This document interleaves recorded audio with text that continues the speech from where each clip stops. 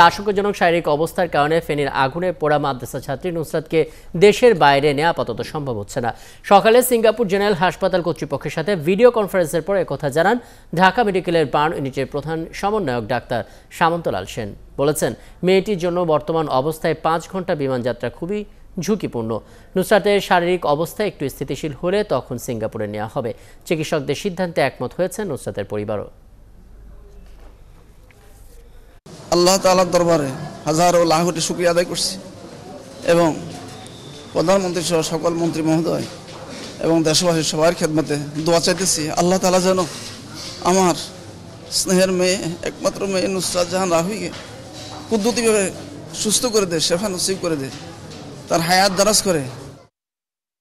ওনারা আমাদের সঙ্গে অনেকক্ষণ আমাদের এই সমস্ত কাগজপত্র এবং রিপোর্ট দেখে যেটা বললেন যে ঠিক এই মুহূর্তে এই 5 ঘন্টা ফ্লাই করা খুব ডিফিকাল্ট হবে, রিস্কি হবে এই মেয়ের জন্য।